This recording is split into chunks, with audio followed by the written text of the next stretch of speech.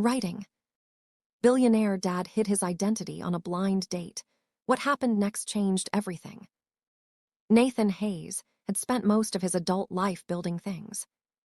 He built a technology company from a cramped apartment with a second-hand laptop and a dream. He built a reputation as one of the most successful entrepreneurs in the country. He built a fortune large enough that financial magazines regularly featured his face on their covers. But after his wife, Claire, passed away 3 years earlier, Nathan discovered that there was one thing money couldn't build: peace. At 39 years old, he was raising his 2 7-year-old daughters, Sophie and Ella, alone. Every morning, he packed lunches, tied shoelaces, checked homework, and tried his best to fill a space that could never truly be filled. Most people saw a billionaire. His daughters saw a father who sometimes stared out the window, longer than necessary. On a cool Tuesday evening, Nathan stood in front of his bathroom mirror and removed his expensive watch. Then he took off his tailored suit jacket and hung it neatly in the closet. For the first time in years, he looked ordinary. That was exactly the point. His longtime friend, Jason Miller, had arranged a blind date and insisted on one condition. "She can't know who you are." Nathan had laughed when he first heard the idea.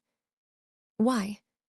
"Because for once," Jason replied, "you deserve to know if someone likes you or your success."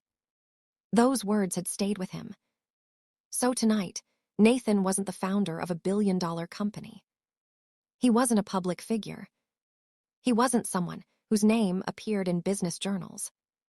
Tonight, he was simply Nathan. At least that was the plan.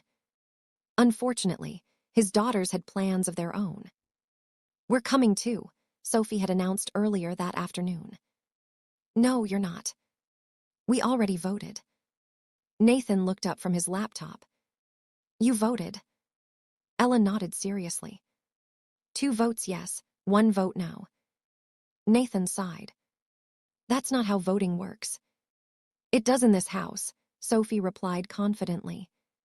20 minutes later, Nathan found himself walking into a cozy neighborhood restaurant with both girls beside him.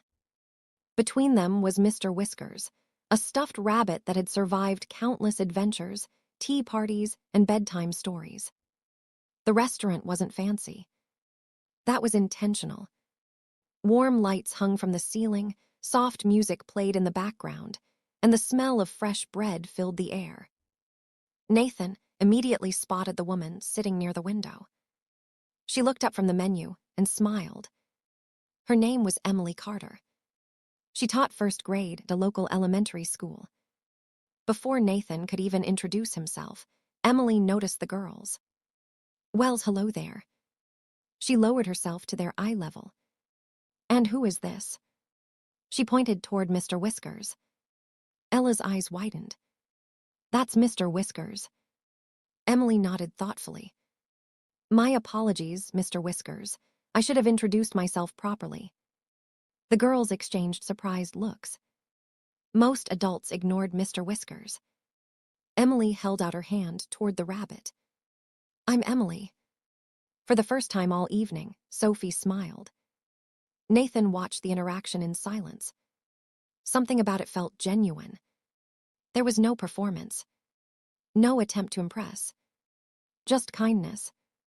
The girls climbed into their seats, while Emily continued talking with them, as though they were the most important people in the room.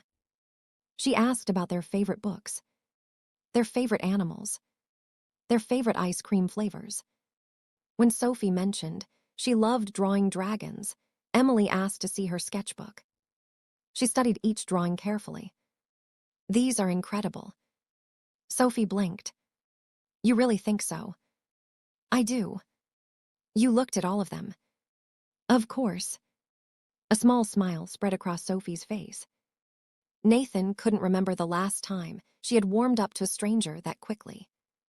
As dinner progressed, the conversation flowed naturally. Emily spoke about teaching. She described helping children learn to read and the excitement they felt when they finished their first chapter book on their own. Nathan expected her to speak about the challenges. Instead, she spoke about the rewards. You can change a child's entire future by helping them believe in themselves, she said. Nathan found himself listening carefully. There was passion in her voice, the kind that couldn't be faked. Meanwhile, Ella was explaining an ongoing disagreement she had with a cartoon character she considered highly irresponsible. Emily listened, as though it were an important political issue. By the time appetizers arrived, the girls were completely comfortable. Nathan felt something unfamiliar. Relief. For years, most conversations had felt exhausting. People wanted something. Access. Opportunities. Connections. Recognition. Emily seemed to want none of those things. She simply enjoyed being present. At one point, the conversation turned toward family traditions. The girls began talking about Claire. Nathan's chest tightened automatically. It always happened, even years later. But Emily didn't interrupt. She didn't offer pity. She didn't rush to change the subject. She simply listened. When Sophie described her mother's bedtime stories, Emily smiled gently. She sounds wonderful. That was all. No dramatic response. No awkward sympathy. Just recognition. For some reason, it meant everything. Nathan felt a weight shift slightly inside him. Not disappear. Just become lighter. Dinner stretched comfortably into the evening. Nobody seemed eager to leave. The girls laughed. Emily laughed. Even Nathan laughed more than he had expected. Then dessert arrived. And with it came the moment that changed everything. Ella set down her spoon. I have an announcement. Nathan immediately became nervous. Public announcements from 7-year-olds rarely ended well. Emily smiled. I'm listening. Ella looked around the table. I think you should be our friend forever. Silence followed. Then Sophie raised her hand. I vote yes. Emily laughed softly. Nathan buried his face in one hand. The girls waited expectantly. Finally, Emily looked at them. That's a very important decision. It is, Ella agreed. Emily pretended to think carefully. Well, if the committee approves, I'd be honored. The girls erupted into cheers. Several nearby diners turned to look. Nathan couldn't stop smiling. Somehow, without realizing it, this evening had become one of the happiest nights he'd experienced in years. When dinner finally ended, the girls hugged Emily goodbye. Even Mr. Whiskers received a farewell.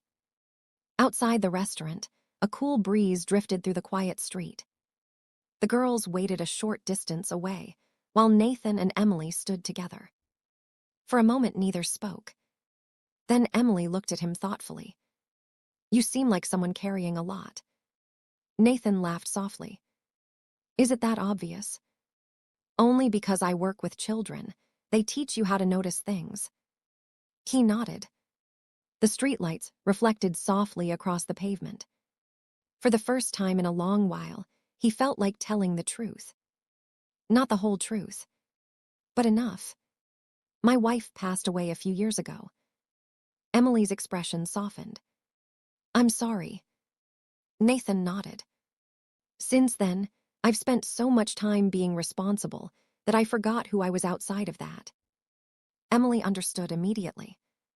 He could see it. Not because she had experienced the same thing, but because she knew what it meant to be human.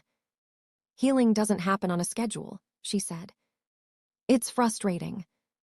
It usually is. They shared a quiet laugh.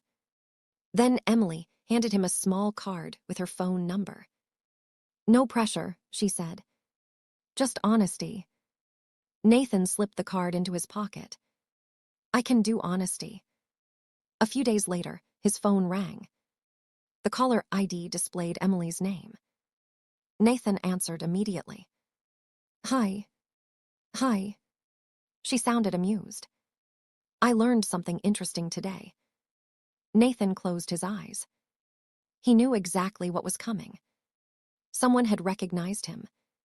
Someone had told her. The secret was over. You found out.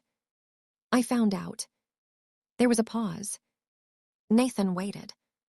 For disappointment. For awkwardness. For everything to change. Instead, Emily laughed. You know what's funny? What? You ordered the cheapest drink on the menu. Nathan blinked. What? I just discovered you're one of the wealthiest people in the country, and you spent half the evening drinking iced tea. He laughed. A genuine laugh. The kind that came from deep inside. Then Emily's voice became softer. The truth is, it doesn't matter. Nathan remained silent.